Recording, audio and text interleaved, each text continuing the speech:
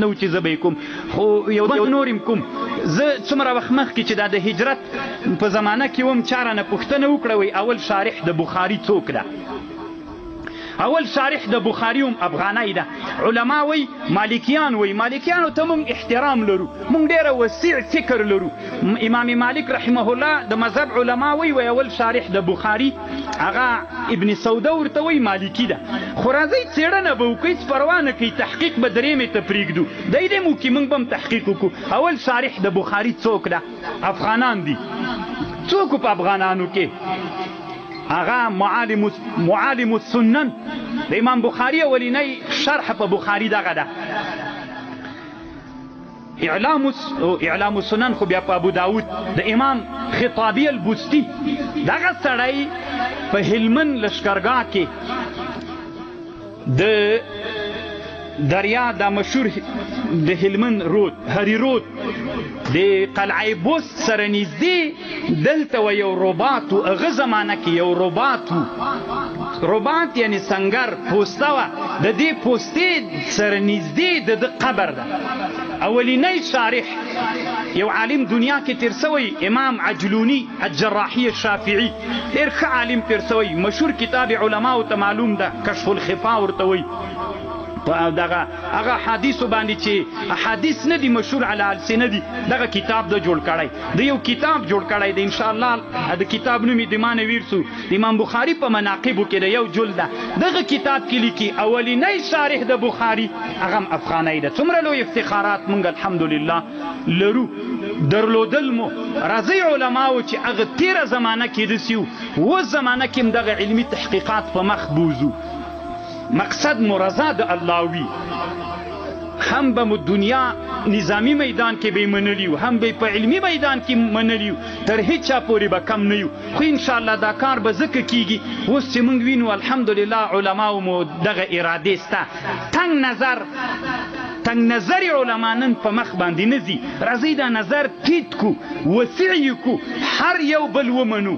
هر یو د بل مدرسه ومنو هر یو د بل تحقیق ومنو بس چې مازې معمولي خبره یو عالم کړي نه وي بل خیس پرې راوهه چې دا خو والا ماته پلانکی ښکارېږي ولې دلته علمي څېړنې شته ده علماو تحقیقونه کړي دي د فتح القدیرو د شامي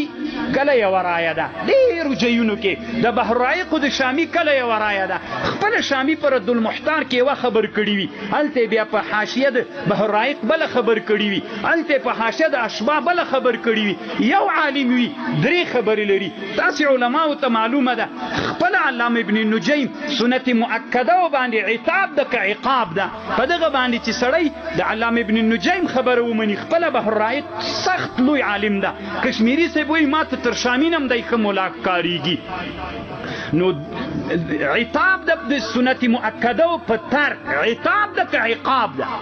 دی شاکن فی انه شاکن وهلم جرا داسې یو جې کې یوه خبر کوي بل جې کې بل جې کې بیا شامي تطبیق کړی ده هغه صحیح ده خو یو عالم ده په یو خپل کتاب کې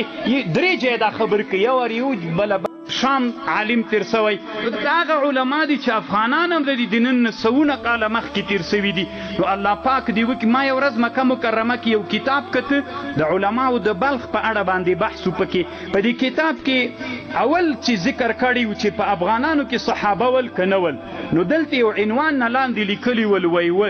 اگر چې دا خبره به دومره یقیني نه وي خو خیر د علماو کله د دنیا خلک د قیل په لفظ باندې ځان ډېر خوشحالوي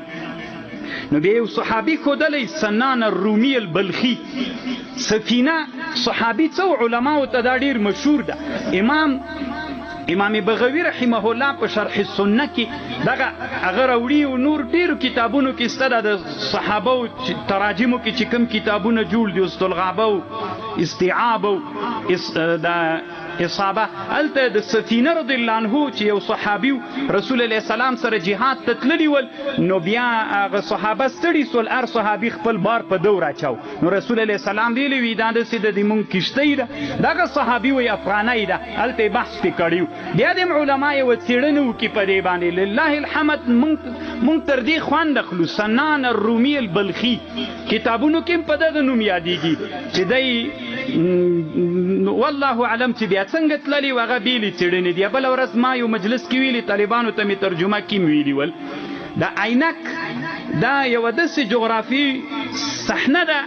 چې زرګونه کاله مخکینی نوم ده د عینک. ما به طالبانو ته ترجمه کې ویلې واصلنا له عین القطر. قرآن کې الله وی من سلیمان علیه السلام ته چینه د میسو وبیوله. په ټوله دنیا کې د میسو بل غټ معدن تر دې نه لوی نسته انشاء الله. دغه چینه چې الله وبیوله دا چیرته وه؟ څېړنه دې په دې صحیح د تفسیرونو کې وایي شام و فلانو فلانو، خو شام کې تاسې وګورئ چې د میسو چینه سته که نسته ده. قرآن کې هم دې سیمې ته واصلنا له عین القطر ویل سوی او دغه ساحه د نن نه په زرګونو کاله مخکې په عینک موسم دا اوسنی نوم نه ده عینک. دا چې څېړنه وکړئ د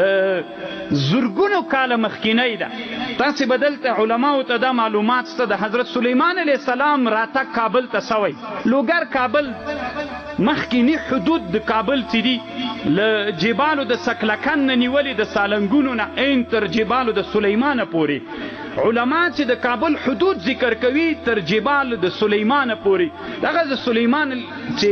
هغه وخت کې دغه یعنې ډېر متقدمه زمانه کې دا په دې یادېږي. نو تفسیرونو کې شته ده، دغه خو ډېرو تفسیرونو کې شته د پولیخستي جومات مخ ته یو جومات علماو به لیدلی باید وینئ که چا نه یې لیدلی، مسجد خوابګاه سلیمان ورته وایي علیه السلام. اوس هم په همدغه نوم عنوان هم داسې لیکل سوی چې کابل ته به سلیمان علیه السلام راتله. تفسیر مظهري کې شته، سمرقندي تفسیر کې شته، بیخي ډېرو کې شته. خوب به یې د غرمې د قیلولې خوب به یې په کابل کې کاو. هغه ځای د پولیخستي جومات مخ ته مسجد خوابګاه سلیمان علیه السلام ورته وایي. علما وایي یو وخت کې وایي سلیمان علیه السلام کابل ته راغی نو هغه ته تله څه ورته وایي د فکر کوم وی هند طرف ته تله، خو هند ډېر تیاره ورته ښکاره سو. مخکې دا د موږ د افغانستان جنوبي ولایتونه تقریبا خپله کابل هند ده، نو هغه تیاره ورته ښکاره سو. نو بیا وایي بلخ ته لاړو. نو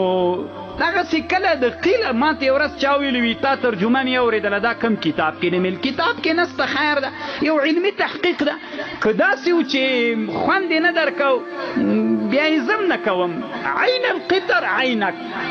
قرآن کې د مونږ لوګر هم یاد سوی. خیر د یو دم توپک ما پسې مه راخله، علمي تحقیق د څېړنه وکړه خوند به م وکړي. نو چېرته ده دا ساحه؟ د سلیمان علیه السلام راتګ هم دغه غره باندې تخت هم کېښودل سوی. والد رحمه الله به ویلي وی خپله د سلطان صاحب د غره په سر باندې عبدالقدس جان شیخ صاحب رحمه الله نه به نقل کو چې هغه به کوم کتاب چې دلته د سلیمان علیه السلام تخت کې ناصب هم دلته کله به چې د استخر نه راوالوته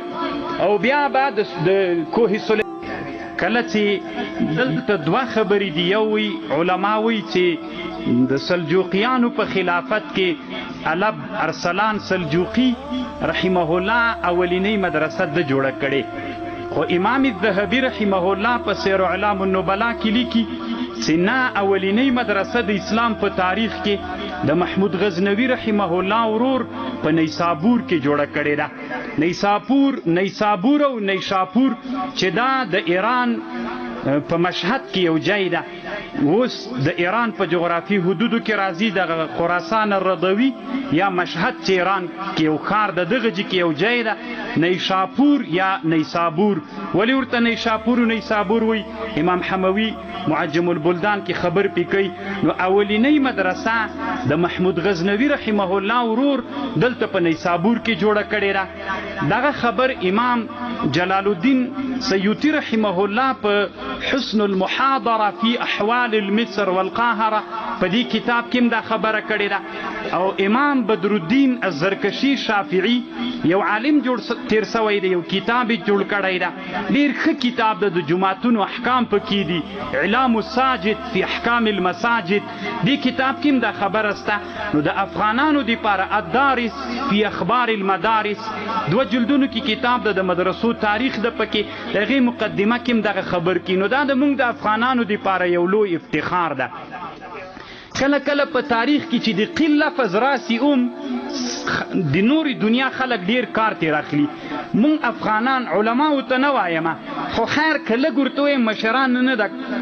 د مشرانو نه راکته علماو د خپل هم عصرو ته وایم راځئ علماو اوس مونږ ته ښه زمینه الله مساعده کړله.